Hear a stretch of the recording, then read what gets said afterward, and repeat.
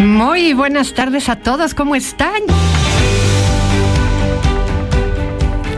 Fíjense que enseñar el autocontrol es uno de los grandes retos que implica el proceso educativo, porque de por sí lograr el autocontrol como personas, a uno mismo, lograrlo como ser humano, es muy complejo, pero además de todo, cuando le tienes que servir de modelo a un niño o a un adolescente para que lo logren ellos en todos los sentidos, tanto en las reacciones que hay que tener en la vida frente a aquello que no te gusta, cuando eres provocado por el comportamiento de otra persona que ataca, agrede o hace algo que a ti no te parece y que necesitas aprender a manejar de forma asertiva, cuando tienes que reaccionar frente a una circunstancia que te toma desprevenido, cuando alguien comete alguna situación que te lleva a pues reaccionar de forma espontánea y necesitas tomar control sobre la situación, cuando pasa algo que te pone en riesgo o en peligro o eres agredido, cuando vives una situación que no esperabas, como puede ser oír la alerta sísmica, ¿no? Y saber que viene un sismo. Todas esas cosas que conllevan a que tengas que tener una respuesta apropiada para una circunstancia determinada. Todo eso, en todas las diferentes magnitudes, pueden hacer que de eso dependa la buena relación con otras personas o incluso la salvaguarda de tu propia vida. Y todo eso está involucrado en la educación de un menor. Así es que tú, como su papá, como su mamá, tienes que ir aprendiendo todo eso, ejerciéndolo y además inculcándolo. ¿Cómo está tu capacidad de autocontrol? Ahora que tus niños están de vacaciones, es importante, sobre todo si tienes más de uno, bríndales un espacio también en lo individual. Siempre pensamos en la familia como ese bloque en el que hay que procurar hacer convivencia todos juntos. Pero se vuelve muy importante tener espacios en donde de pronto hagas algo con alguno, en donde pues a lo mejor si vas al súper te lleves a uno nada más, si alguno de ellos está jugando algo te le acerques y hagas alguna pequeña conversación en donde hay cosas que tus hijos pueden querer platicar contigo que no quieren que sus hermanos escuchen, en donde pueden desear una conversación más íntima, en donde pueden querer compartirte algo que sienten o que han vivido o que simplemente lo guardan como algo en el ámbito más privado. Entonces, es verdad que estos ambientes familiares de grupo importan, pero también importa eso que se va creando de mí con mi mamá, de mí con mi papá, y que en estos periodos vacacionales pueden gestarse con mayor facilidad porque no hay tanta obligación de revisar la tarea o de ver qué pasa con las cuestiones obligatorias. Así es que date la oportunidad, puedes descubrir cosas que no te imaginas. Es frecuente que de pronto en las relaciones de pareja una de las partes comete una falta que pues hace vibrar a la relación, la mete en una crisis importante y después de esa crisis hay un aparente perdón. Y digo aparente porque justamente lo que quiero comentar es cómo nos damos cuenta de que ese perdón, aunque viene de muy buena intención, aunque incluso la persona de verdad cree que logró el perdón, de pronto ese perdón pues no acabó siendo cierto. Hay varias señales que nos dicen cuando el perdón en realidad no se ha logrado. Y una de esas características es que aparece constantemente el recuerdo del agravio cometido. Y esa es una de las señales más claras de que alguien no te ha perdonado realmente. Se repite con frecuencia eso, ya sea porque sale en las discusiones, en las conversaciones, o porque la persona constantemente lo trae a su mente. Y esta rumiación es un indicador de que la persona no ha logrado procesar o superar el incidente. Y en muchas ocasiones se tiene que hacer un trabajo, incluso a veces hasta profesional, ir a una terapia, para poder tratar de ver qué es lo que ha pasado, porque la persona tiene toda la buena intención de lograr el perdón, sin embargo, el evento no acaba de poderse superar. Se puede tratar de hablar en los mejores términos, tratar de revisar qué fibras fue lo que alcanzó a tocar tan profundamente que no es posible acabar de dejar el evento atrás o de recordarlo, como lo hemos dicho muchas veces, porque te funciona la memoria y no puedes dejarlo del todo atrás, pero lo sigues recordando con dolor. Si eso te sucede, es importante que se tomen otras medidas para tratar de resolver de fondo aquello que sigue viniendo nuevamente a lacerar la relación. Cuando esta diferencia empieza a nacer porque el papá les dice a los hijos, es que fulanito es el preferido. Yo tengo 3 hijos, uno de 34, otro de 22 y uno de 19. El papá normalmente les menciona, es que fulanito es el preferido, es que sutanito es el preferido. Y yo procuro normalmente decir, no hay preferidos y los 3 son preferidos. Yo no sé si estoy bien o mal, porque los 3 son mis hijos, así es que a respetarse y a no creer cosas que son absurdas, aunque salgan de la boca de papá. Sin duda alguna, estos desacuerdos que se pueden presentar entre los padres pueden generar estas diferencias. Hay que tener cuidado siempre solamente en no hacer descalificaciones. Sin duda alguna, importa mucho el contexto en el que el papá hace estos comentarios. Porque a veces cuando se hacen estos comentarios, porque en realidad lo que llevan es una jiribilla en contra de la mamá, en este caso.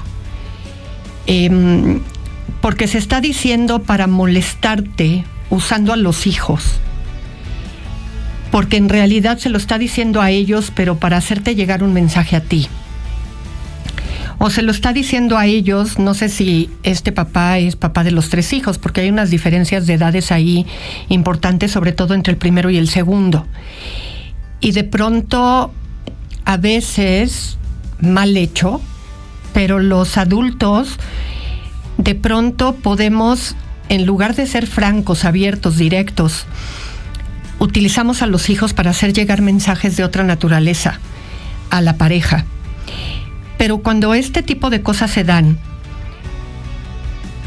y esta es la finalidad, simplemente a veces hay que dejarlas pasar, torearlas, y en otras ocasiones, en un tono serio, pero relajado, decirles, a ver hijos, ¿ustedes qué piensan de esto? ¿Ustedes tienen algún problema con esta situación? ¿Creen que hay algo que debamos de aclarar?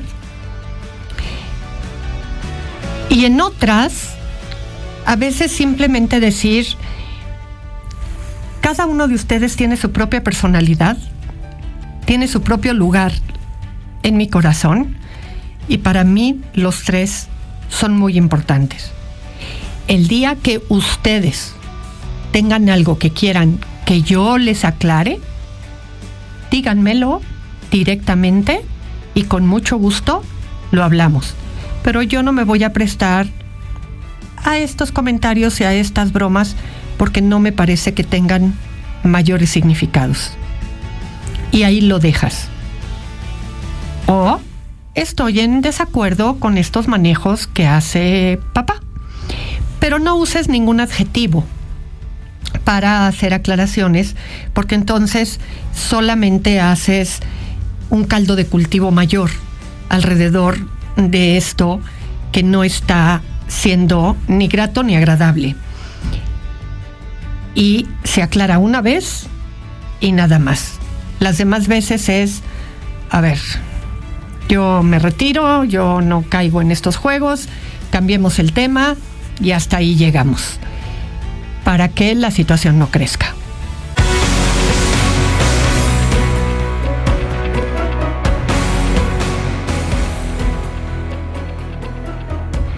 Fíjense que cuando va a haber que formalizar una relación de pareja, hay temas que son muy importantes a tratar.